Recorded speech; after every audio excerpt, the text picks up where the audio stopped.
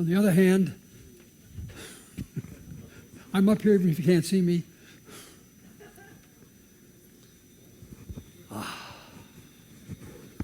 Blessed with light again. And so welcome. We're going to be telling you a story. No, wait, maybe we're not. Yes, we are. We have confidence. You know you're going to get it right. Okay, we're going to be telling you a story that you've already heard, but perhaps not in the, shall we say, factual version. Things like Titanic that happen tend to acquire their own aura, their own fictional amplification of the actual story. But before I tell you this story, this has to do with luck and with perhaps even a little bit of the supernatural in terms of the way it all worked out. And I've got a story that I greatly enjoy. Let me just tell you that first, because it deals with the same phenomenon. It is a story about a rabbi who was walking down the street one day when a gust of wind blows off his hat, and his hat goes bounding off into traffic, and a young man dashes out from nowhere, snatches up the hat, comes back, and gives it to him. He identifies himself, he blesses the young man and goes on his way, and the young man says, "This is a sign. I'm going to the track." So he does, spends the afternoon at the racetrack, then comes home and tells his wife the story. Well, what happened? She said, well, he said, in the first race, I put $20 on a horse named Top Hat. He went off at 60 to 1, and he won.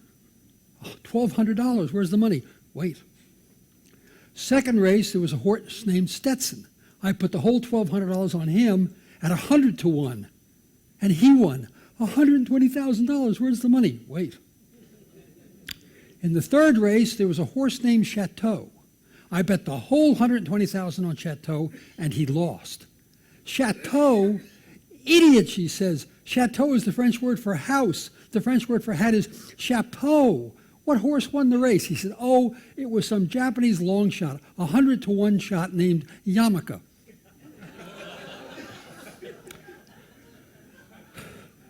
And with that established, we will tell you about Titanic and the whole phenomenon of crossing the Atlantic by sea. From the earliest days, ships sailed when the captain was ready, or when the owner said she'd sail. There were no schedules. They just sailed whenever it seemed appropriate to sail. But at the beginning of the 19th century, a new phenomenon arose on the Atlantic. Later it would spread to other parts of the world, called the packet ships. Packet ships sailed on a schedule, not when the captain said so or the owner. And probably the first significant packet line was an American line. These were sailing ships, known as the Black Ball Line. And the American fleets, the American packet lines, dominated the Atlantic trade from very early in the 19th century. In the year 1819, a new motive force was introduced on the Atlantic when on the 24th of May, a ship known as the Savannah, an American ship, set sail from the port of Savannah, headed for Europe, and the Savannah was powered by steam. She also had sails. She would sail for 668 hours in her whole life, and she was only under steam for about 80 of those hours, but still, it was the introduction of steam and steam motivation crossing the oceans. And American lines dominated the Atlantic until the American Civil War. But the Civil War did many things, one of which was it just absolutely wrecked the American maritime industry. And after the Civil War, and for the rest of the 19th century, European lines filled in the gaps. By the end of the 19th century, the great lines sailing the Atlantic were flying the flags of Italy, of Germany, of France, and of Great Britain. The Italian and French ships tended to be very romantic in their aura. The German ships were sort of like fairy tale castles on the Rhine. The British ships were sort of first-class hotels, but they were fast. In 1907, Mauretania was launched. That's a Cunard ship. She would take the blue ribbon, the mark for the fastest crossing of the Atlantic, and she would hold it for 22 years. But there was another line that was in competition with Cunard in England at the time, And this was known as White Star. White Star had been started in the 19th century by a man by the name of Sir Thomas Ismay. By the early 20th century, by 1900 or so, it was being run by his son, J. Bruce Ismay. And the two Ismays had a somewhat different take on things. They said, speed is not as important as luxury, comfort. Their ships were fast enough, but they were built to be the most comfortable, hopefully the most luxurious ships afloat. And in 1907, Bruce Ismay arranged with Lord James Peary, who was the head of the great Harland and Wolff shipyard in Belfast, right across from where we were yesterday, to build for him 3 new ships, sister ships, which would, he thought, take essentially the crown of the finest line on the Atlantic away from whichever other line might claim it, and make White Star the number 1 line, because these 3 ships were revolutionary. They were not only going to be the most luxurious ships in the world, they were by far the biggest ships ever built. The 3 ships were going to be named in line with that, because there was nothing modest about the Ismays. He named his 3 ships the Olympic, the Titanic, and the Gigantic. And the first 2, Olympic and Titanic, would be built by Harland and Wolff. I should know that last name. By Harland and Wolff, right next to each other. Again, directly across from where we were yesterday. Harland and Wolff had been founded in 1863 when Sir Edward Harland took in as a partner his German business partner, whose name was Gustav Wolff. Now, I'm reasonably sure that I am not related to Gustav, although some people point out there is a certain similarity in our appearance, especially in the region of the nose. Be that as it may, Harland and Wolff assigned 15,000 workers to build both Olympic and Titanic, which were essentially sitting right next to one another. The 2 ships, as I said, would be the biggest ships in the world by far. They would be 894 feet long, about 100 feet longer than Mauretania, 91.5 feet wide. They would weigh 46,000 tons, which was 50% more than Mauretania weighed, 50% more than any ship had ever weighed before. Olympic was laid down on the 16th of December, 1908. Titanic was laid down on the 31st of May, 1909, right next to one another, and they were built more or less simultaneously. Olympic would be launched on the 20th of October, 1910. She had a long career on the Atlantic. She would sail until 1935, made more than 1,000 crossings, all successful. In 1935, she was retired, and in 1937, Olympic was broken up for scrap. Titanic was launched on the 31st of May, 1911, 2 years after she was laid down. Although she was Olympic's sister ship, she was a year newer, and so she had some improvements that even Olympic didn't have. One of the most remarkable was she had electric elevators, first ship. She had electrically powered exercise machines in the gymnasium. Some things aren't all that new. And she had, the first time on any ship at sea, what they called a plunge bath. It was a swimming pool. Very elegant. Her first class accommodations were the finest anywhere, hand-carved mahogany, elegant furniture. A ticket to cross on the Titanic third class cost $36. Titanic did not have steerage, or if they did have it, they called it third class. And for $36, you got a modest but comfortable cabin, decent food, not fancy, but plentiful. Second class cost you $66. A very nice cabin, your own dining room, good food. It was actually a very nice crossing. First class was $125. And for first class, you got the first class dining room, among other things, which was probably equal to any dining room in the world. But first class also gave you other appurtenances as well. There were special first class cabins, specially decorated first class cabins, no two alike, that you could have above and beyond the regular group. And they cost more. A first-class cabin on the Titanic could cost you $4,500 for a crossing of the Atlantic. And this was at a time when you could buy a very nice house for $1,000. And they had a special restaurant, even above first class, which was luxury to the extreme.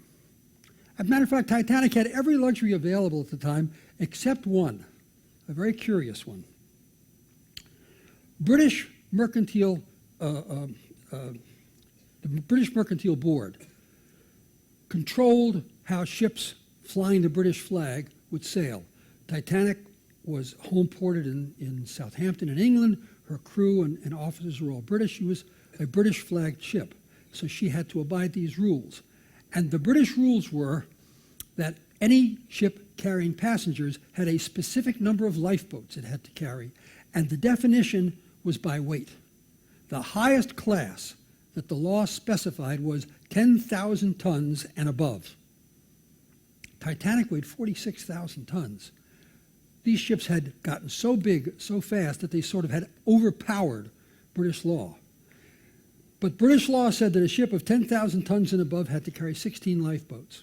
There was another reason. Sir Alfred Chalmers, who was the head of the British Maritime Board, was an old sailor, and he felt that in an emergency, a ship couldn't launch more than 16 lifeboats without things getting hopelessly scrambled up.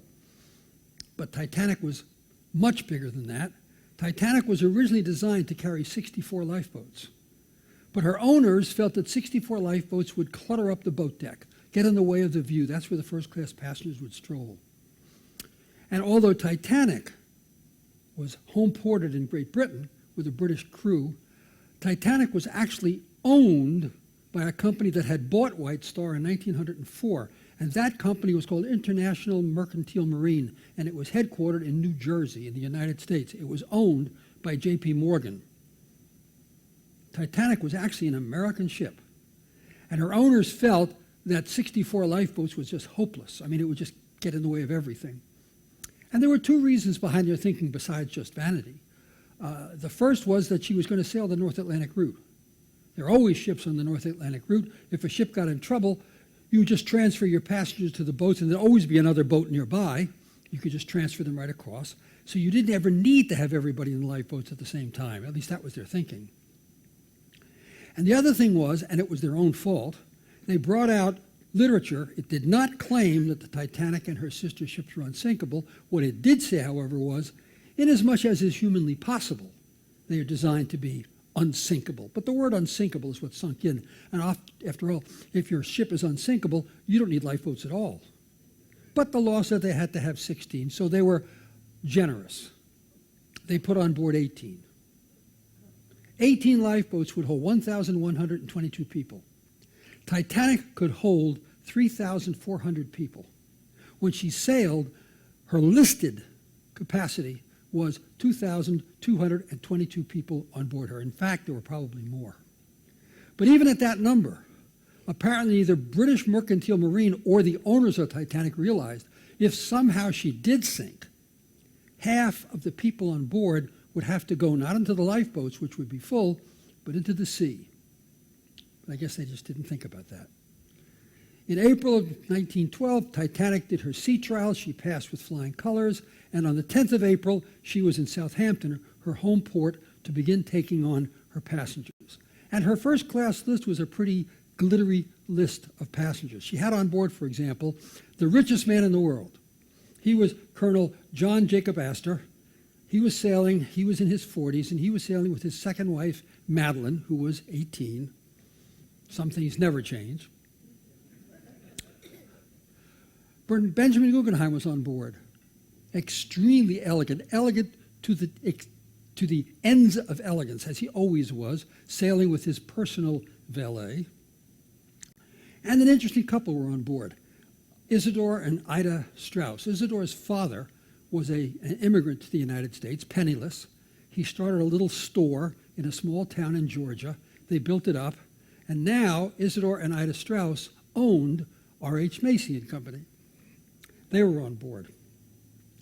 She loaded with her passengers in Southampton on the morning of April the 10th, of April the 12th, then April the 10th.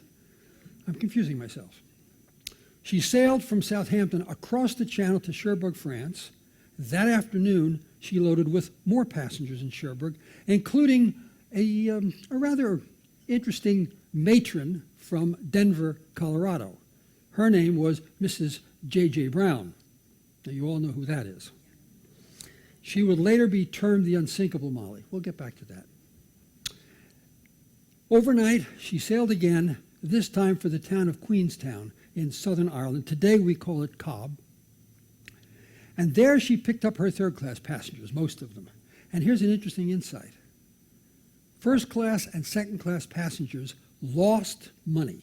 Ships did not make money on their first and second-class passengers. They lost money.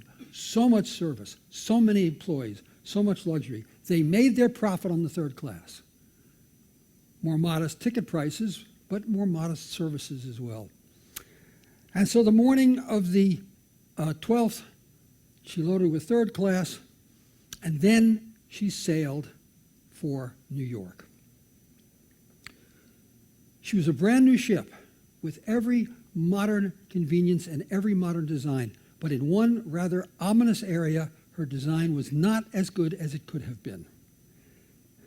The rudder of Titanic was too small. Ships had gotten, again, so big, so fast, that the designers weren't quite ready for this. This is an actual photograph of the rudder of Titanic, and to give you some idea of just the size of the rudder, that is a man. The rudder was big, but the ship was bigger. Titanic would answer the rudder sluggishly, but there was worse. Her propulsion system was interesting. She had 3 propulsive engines. Looking at her from behind, she had 2 huge outboard propellers, like this one, each driven by a reciprocating steam engine, which was the standard motive force in 1912 for steamships. But the even bigger central propeller was driven by a brand new innovation in driving ships, a steam turbine, simpler, much faster. The problem is this. In an extreme emergency, if the order came from the bridge, all astern, those 3 engines would be shut down. All 3 propellers would stop. Then the 2 reciprocating engines, the outboard engines, would reverse, and those propellers would reverse. But in those days, you could not reverse a steam turbine. So that great big steam turbine propeller would be drawn motionless through the water, creating a great deal of turbulence around the rudder, right there, which is directly behind it. So that in an emergency like this, the rudder would have even less purchase. She would turn even more slowly. Of course, hopefully that wouldn't matter. Titanic sailed on what was known then as the spring route. The Great Circle route, which is the shortest route from Europe to New York, runs it looks surprising when you put it on a flat map, but it runs in a great arc across the Atlantic. The spring route was considerably south of that to avoid ice, because ice came down from the Arctic, especially from the Greenland ice shelf. And in the spring, in April, there still could be a lot of ice. And so she followed a more southerly route. She sailed on April the 12th. And April the 12th, or that is to say 1912, was a bad ice year. There was a lot of ice in the Atlantic routes. On the 12th, a French liner named the Niagara struck an iceberg. Damage wasn't bad. She could easily handle it. She could continue on her way. But the Cunard liner Coronia, which had come to her aid if she needed it, she didn't need it, recognized that there was a huge ice field lying right across the route, 20 miles wide and about 120 miles long, lying north-south right across the central route. And she sent out a warning by radio. Everyone heard it, including the captain of Titanic, Captain Smith. Captain Smith, let's go back a bit. Captain Smith, this is First Officer Murdoch. Captain Smith deliberately changed course twice, moving farther south to avoid the ice. Of course, each move south made his route longer, made his arrival in New York a little later. So he didn't move too far, but he moved as far south as he could each time. And he kept his speed up, 21.5 knots. There was never a question of Titanic setting a speed record. Her speed was 4 knots slower than Mauritania. Everybody knew she wasn't going to set a speed record. That would never have entered into any calculations. Smith kept her speed up because He thought he was avoiding the ice, and he wanted to get to New York in a reasonable amount of time. Ice at sea is an interesting phenomenon. I'm sure many of you have seen icebergs at sea one time or another in your travels. If you see an iceberg at sea in the daytime when the sun is out, it's white, it shines. Indeed, sometimes it looks like it's lit from inside. But at night, when there's no moon, ice is black. Icebergs become invisible. Lookouts who are searching ahead looking for icebergs cannot see them. All they can see are the little wavelets that break around the base of the iceberg. Those are white, and they can spot those. The night of April 14th was a dead calm. And in a dead calm, there are no little wavelets at the base of the icebergs. But Titanic was proceeding, everything under control. In the crow's nest, searching forward, were two lookouts. One of them was named Frederick Fleet, a young sailor with good eyesight. And he was staring off into this absolute blackness because the night of April 14th, 15th, there was no moon. It was a very calm night, but it was black. And when it's black at sea, it's black. It's like staring into black velvet. And one other fact. In the chaos getting ready for Titanic's initial sailing, someone forgot to put the binoculars on board for the lookouts. So they were staring off into that blackness without binoculars. Not that it probably would have made any difference. But at 11:40 p.m., Fleet, staring ahead, suddenly saw something coming up in the lights of the ship. He grabbed the telephone, called the bridge, and reported, "Huge iceberg, dead ahead." The officer on the bridge was First Officer Murdoch. He immediately did the right thing. He ordered, "Hard aport, all astern." The signals were thrown, and those three big engines were stopped, and those two reciprocating engines reversed, but the big central engine just stayed stopped. That big propeller dragging through the water right in front of the rudder, which the wheelman, a young sailor by the name of Robert Hitchings, threw full over to the left. These were big wooden wheels in those days. Full left, and he held it there. And in 37 seconds, Titanic turned 22 degrees to starboard. It wasn't quite enough. She hit the iceberg just behind her starboard bow. When I was a boy, I used to imagine that the iceberg had some kind of a great projection, like a knife sticking out, and it just sliced the side of the ship. But that's not what happened. What happened was that the curving side of the ship pounded against the iceberg as it came down the side for 240 feet. It pounded and pounded and pounded and pounded and pounded. The plates were bent, rivets popped out, seams opened up. 1.171 square meters in total was opened to the sea, about 12 square feet, the size of a hole, 3 feet by 4 feet, but into all 5 of the front compartments. 7 tons of seawater a second came thundering into Titanic, much too much for her pumps to hold. Her captain, Captain Smith, ran up onto the bridge from his cabin. "What happened?" he said. Murdoch reported, "Sir, we hit an iceberg. I hard apported, but she was too close." But at first, nothing seemed wrong. Smith stopped Titanic, but she was floating without listing. She was floating perfectly vertical. There didn't seem to be any significant problem. But within a couple of minutes, first one and then a second seaman came rushing onto the bridge from below. "Sir, she's flooding below, and she's flooding bad." On board the ship was Thomas Andrews. Andrews worked for Harland and Wolff. He had designed Titanic. He and Smith went below to check and see. And of course, what they saw was she was flooding into her first 5 watertight compartments. Titanic, like every ship in those days, was designed, and even today, was designed with watertight compartments. And her watertight compartments came up 5 decks. They thought that would be enough.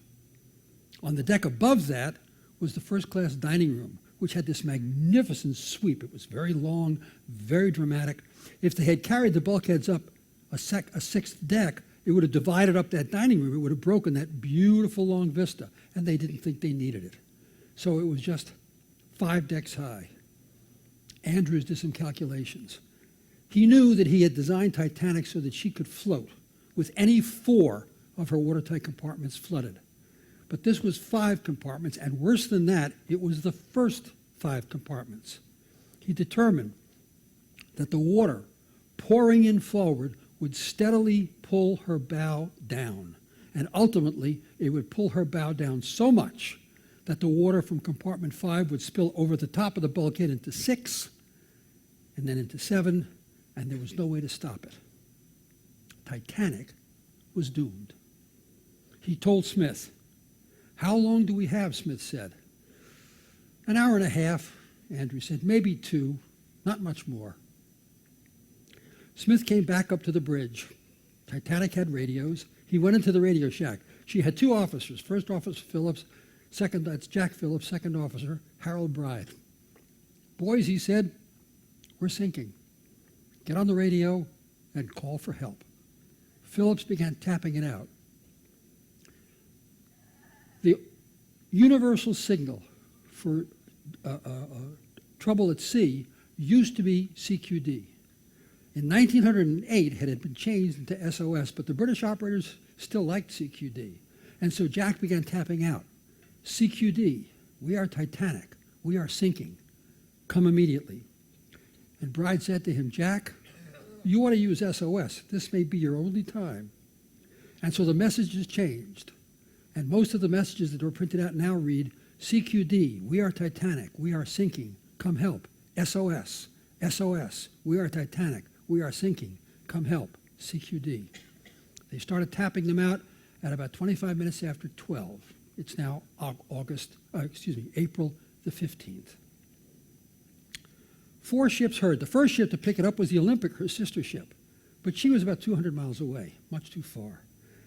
A ship called the Frankfurt, a ship called the Mount Irving heard her, and then a Cunard liner, the Carpathia. She was the closest. She would come as quickly as she could. But Carpathia was an old ship. She was 58 miles away. It would take her 4 hours to get to Titanic. Titanic didn't have 4 hours. But the men on the bridge of Titanic also spotted something else. Clear, still night. You could see all the way to the distant horizon. They saw a ship sitting 6 or 7 miles away near the horizon, also stopped. They could clearly see it. And so they began trying to pick up that ship or to raise that ship on the radio. They got no response. 4th Officer Lightoller went out on the wing of the bridge with a flash lamp and tried to signal her with light. No response. He then began firing distress rockets, 1 every 5 minutes. No response. The ship, we now know, was a ship called the California. She had come up to the ice field about 20 minutes after 10 the previous night. They could clearly see the ice. Her captain, a Captain Walter Lord, did not want to risk the ice field at night, and so he stopped. The ocean was dead calm. He could just sit there all night if he wanted to. He stopped to wait for daylight. Because he didn't expect any need, he had his radio operator turn off the radio and go to bed. Their radios were off. They never heard the radio. It was too far for them to differentiate the light of the flash lamp from the lights of the big ship. They had seen Titanic come up. They didn't know who she was, but they knew she was a big liner, and they had seen her stop. They assumed she was stopping for the ice, too. They saw the rockets, but they thought, well, they're trying to give their passengers a little show, some fireworks. And they just sat while Titanic went through her whole death agony.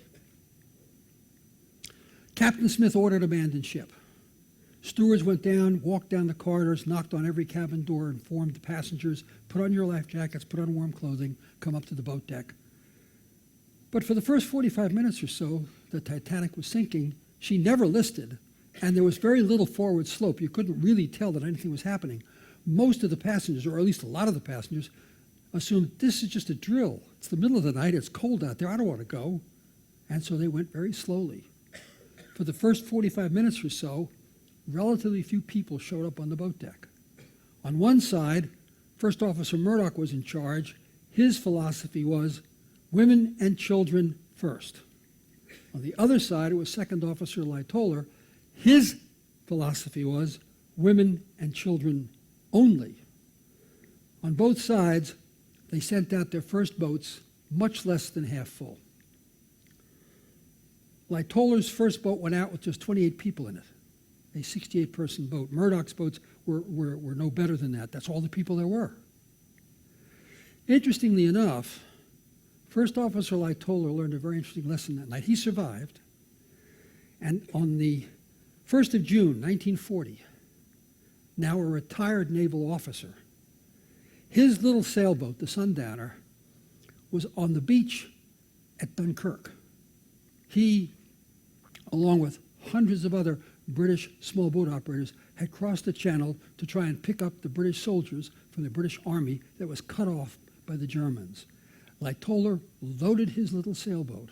He packed soldiers below, literally stacking them like cordwood, one on top of another, and then laid them on the deck, almost like he was laying down flooring. When his boat was completely loaded, he made a run through the German bombing and the German strafing, made it back to Ramsgate. A petty officer who observed all these men coming out of this little boat said to him, "Lord, mate, where'd you put them all?" Well, on the night of the Titanic, they didn't do that, at least not for a time. Women and children first worked very well for the first class and second class children, and for the first and second class women. No first or second class child died that night, and essentially no first or second class women died that night either. Of course, that wasn't true for the men, but even more so, it wasn't true for third class. Third class was below. They inhabited the lower decks, and there were sliding steel gates that were installed to prevent third class from coming up to the second class and first class decks. Class was very important in those days, and those sliding steel gates were locked. And for the first hour after the abandoned ship signal was given, they stayed locked. The people locked in were fighting, were begging, pleading. Finally, the stewards unlocked the gates. But no one had ordered them to stay and help them, so they unlocked the gates and they ran. There was no direct route from third class up to the boat deck. It was a rather tortuous route. You had to go up one staircase, down a passageway, find another staircase. It was very difficult to find, and they had no one to lead them. Most of them did not find the route that night. More third-class children died that night than first-class men.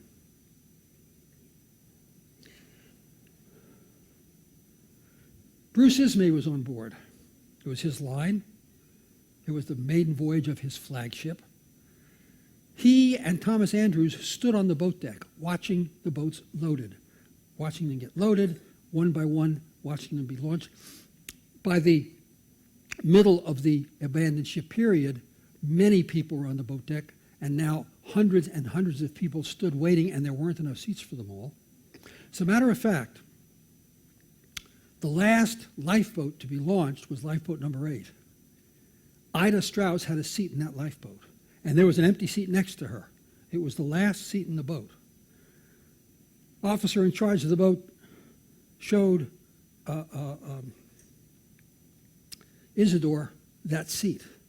But Isidore looked around. There were hundreds of men for whom there was no seat.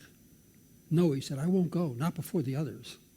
But, sir, this is the last boat. No, I won't go before the others. At which Ida got up and got out. We have spent our lives together. That night, their lives ended together. Bernard Guggenheim did not have a seat. Finally, his valet said, Sir, I have to put this on you. and he put his life jacket on him. And Guggenheim said, "I don't like it. It isn't comfortable."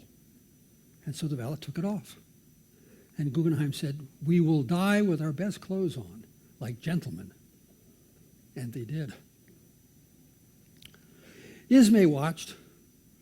When the last boat went, Thomas Andrews walked into the first-class smoking lounge. He was last seen standing in front of the great fireplace, looking at a painting over the mantel. The painting was Approach to the New World. He did not survive that night. But Ismay knew that on top of the officer's cabin there were 2 collapsible boats. Maybe one of those was being put together. There might be a seat there. He went up. There were a number of people, but not that many. The crew was able to get one of the 2 collapsible boats put together. Everybody who was waiting got in. There were still empty seats. And so at the last minute, Ismay got in. He did not knock over a child or a pregnant woman. He did not pay an officer for the seat. He did not draw a gun. Those were all stories that were written about him later. Written about him by William Randolph Hearst, who felt he had to pay him back. When Bruce Ismay was a young man, he had come to New York City as an agent for White Star. He was extremely shy and therefore did not like talking to reporters. And Hearst's reporters found it difficult to get interviews with him. Hearst never forgot, and he paid Ismay back by making up all those tales. The only thing Ismay would have accomplished if he didn't take that seat in the boat was he would have died that night. Of course, given how things worked out, he might have been happier because Hearst pilloried him, pilloried his reputation with made-up stories. Other newspapers picked up the stories and spread them.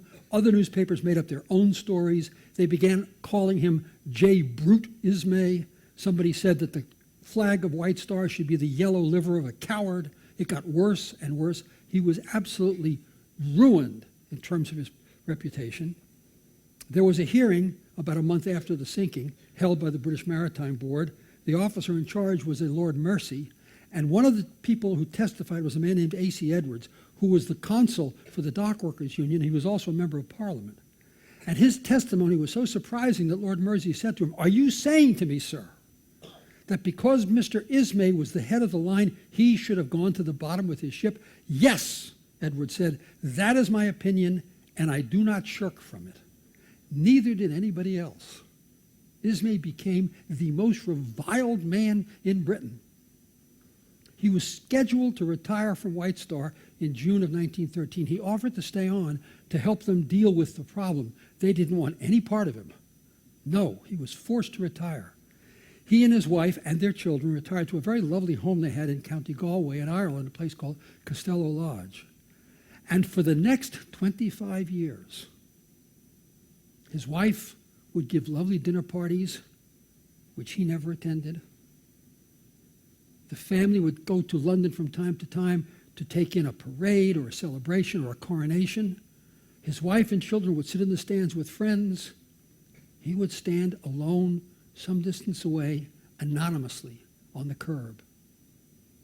She would take an annual vacation every year to the continent with the children. He never went. Bruce Ismay died in 1937 at the age of 74 of a stroke. But he had already been dead for 25 years. There's a very interesting controversy about the music on board Titanic. There's an 8-piece orchestra on board Titanic, and as soon as the abandoned ship order was given, they assembled on the boat deck and began playing music.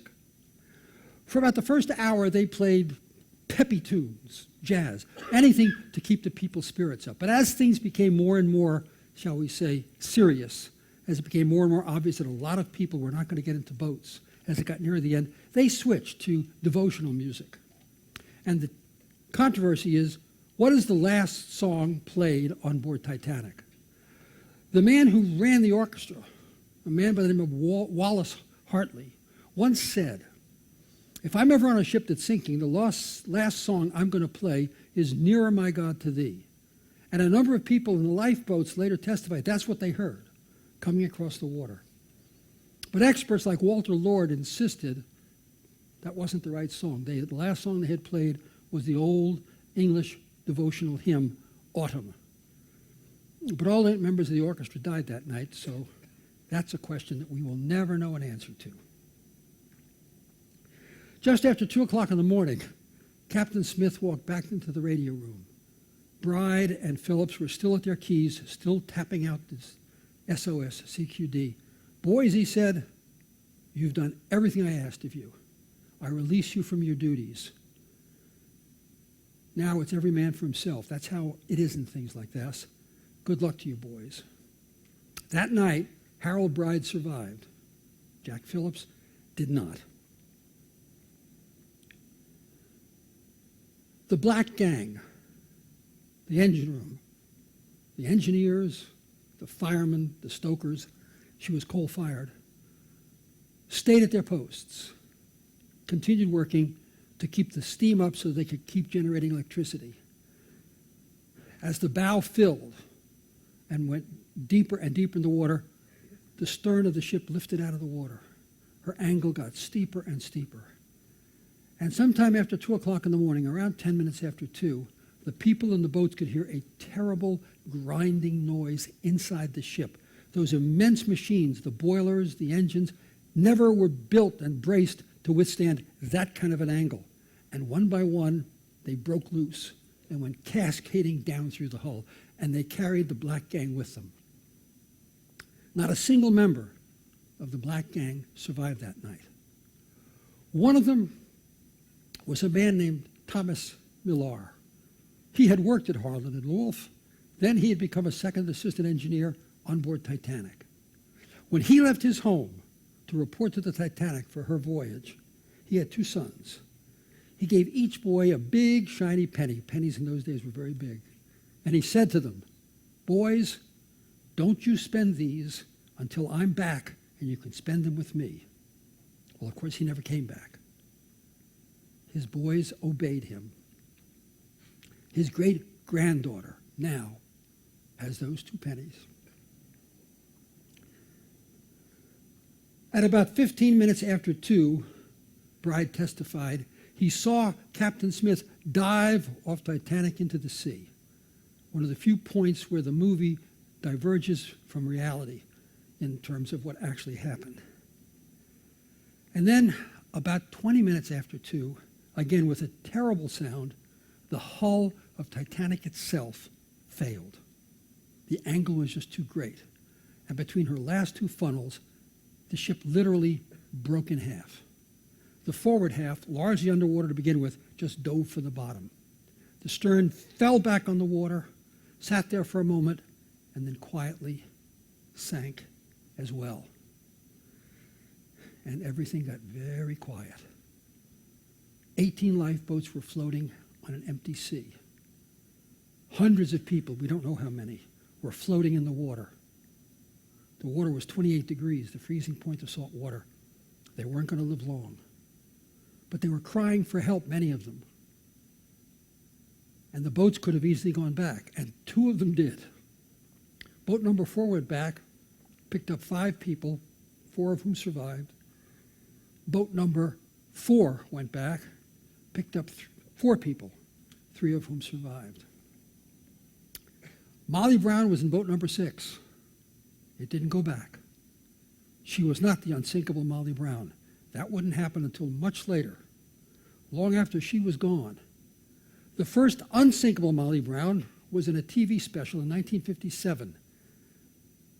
This is probably not a fair question, but does anybody know the actress who played her? The very first unsinkable Molly Brown? Ethel Merman and Debbie Reynolds. Good guesses. No. Of course, Debbie Reynolds was in the movie. No, it was Cloris Leachman.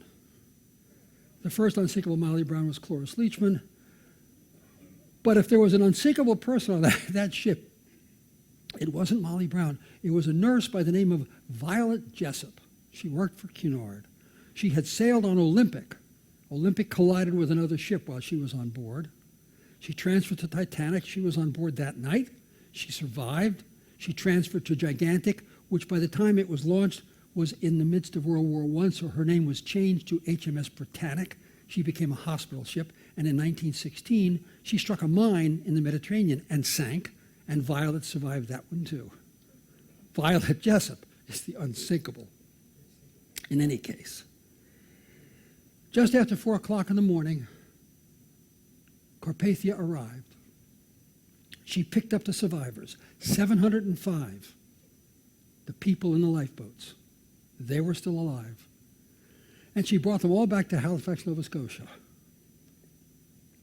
The next morning, a steamer named the McKay Bennett, plus 2 other boats, went back to the scene of the sinking, just in case maybe there might be another survivor. McKay Bennett found 328 people floating on the site in their life jackets. Included among these were John Jacob Astor and Isidore Straus. All of them were dead. All the bodies were brought back to Halifax. Families claimed many of them. Those who remained unclaimed were buried in Halifax. 19 could be identified as Catholic, and they were buried in the Mount Olivet Cemetery. 10 could be identified as Jews, and they were buried in the Baron de Hirsch Cemetery. And the other 121, those who could be identified as Protestants, those whose religion could not be determined, and those who could not be identified, were all buried in Fairview Cemetery in Halifax in one specific spot. They're still there. This is Titanic Corner. And you'll notice the nearest tombstone. I took this picture. It's marked J. Dawson. We don't know who he was. Might have been an Irish stoker named Joseph Dawson, but we don't know.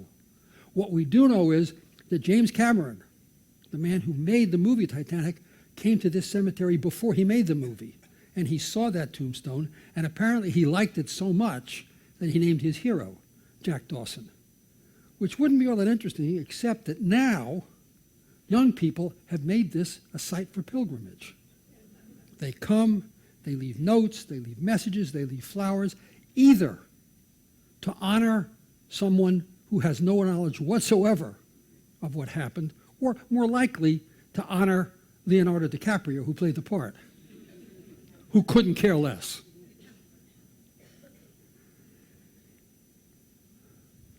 "1,517 people are recorded as having died on board Titanic. The real number is higher than that, because one of the things they did in those days was you could get on board and buy a ticket on board right up until the moment she sailed. And the pursers on board would make up the final lists once she's at sea.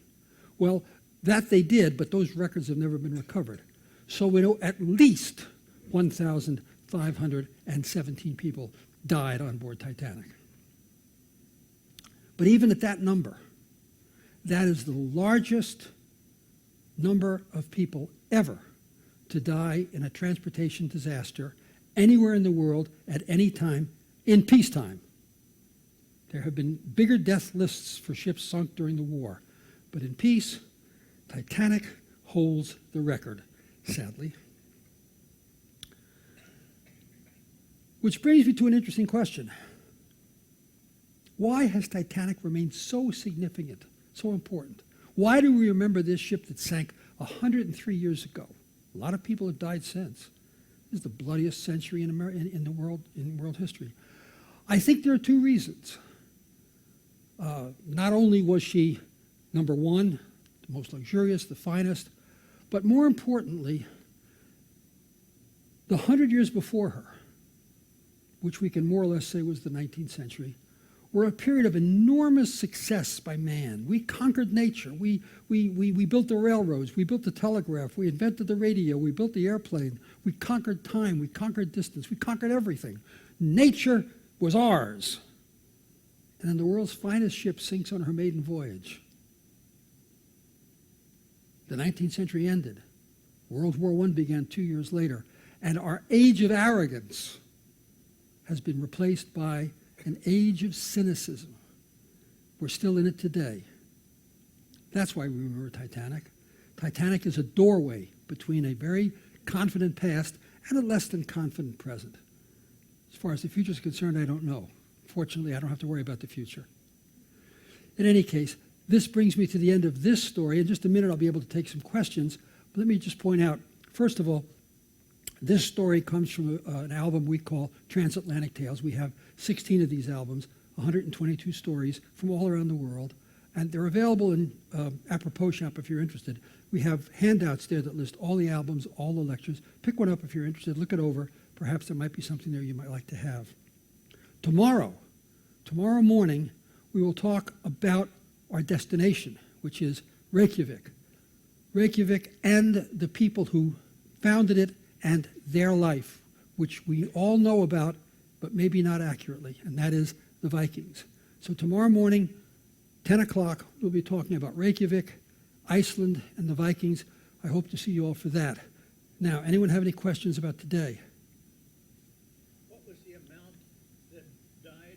1,517, the official number. More than that died, but we don't know. Ma'am. How large was that ship compared to this ship? The length is almost exactly the same. This ship is wider. This ship is 103 feet wide. She was 91.5 feet wide. This ship weighs 75,000 tons. She weighed 46,000 tons. So we're bigger, but not that much bigger. Sir? We were on a tour yesterday Yes. with that granddaughter of the, Millar's granddaughter? she showed us the two pennies. She did. Because her father Oh. there were two brothers. Yes. And her brother was the younger brother. This, He kept the pennies and she now still has them. yes, I knew that she still. This gentleman points out that instance of Thomas Millar, who gave those pennies to his two sons, and then, of course, he didn't return, and his granddaughter has them. They took a tour yesterday, and that granddaughter was on the tour, and she showed them the two pennies. Millar's two pennies live on. Thank you for that. Last question, ma'am. You hear the story about the Strausses, and they go back to their cabin and they put on their night clothes and get into bed. We don't know. All we know is that they both. No, but it can't be true because Isidore was found floating in his life jacket. And Ida's body has never been found. But Isidore was taken back to New York City and buried. And in New York City, if you're interested in such things, on Park Avenue at 103rd Street, there's a very magnificent memorial to them, to the faithfulness they had to each other, which is pretty neat. Anyway, okay, last question. Honest to God, last question. I'm sorry? The one before the one we all know, the one with Cliff and Webb, there was a story of a man who dressed up as a woman Yes. so that he could get into the boat. That is one of the stories that was circulated about Ismay. That he had done that. He dressed as a woman. In the other Titanic, there's another one. The villainous guy, the fiancé of the heroine, also gets into a boat dressed as a woman. But that's all based upon the fictional things that were said about Bruce Ismay, just to smear his reputation. Why was hers so mad at him for her? I'm sorry? Why was hers so mad at him? Because Ismay was a young agent of White Star in New York City. He was very shy, and he didn't like talking to reporters. So Hearst reporters had a lot of trouble getting any information out of him. Hearst decided to pay him back. Anyway, tomorrow morning, I'm sorry, time's up. I'll wait. I'll speak to you after. Anyway, tomorrow, Reykjavik and the Vikings. I hope to see you all then. Thanks so much for coming today.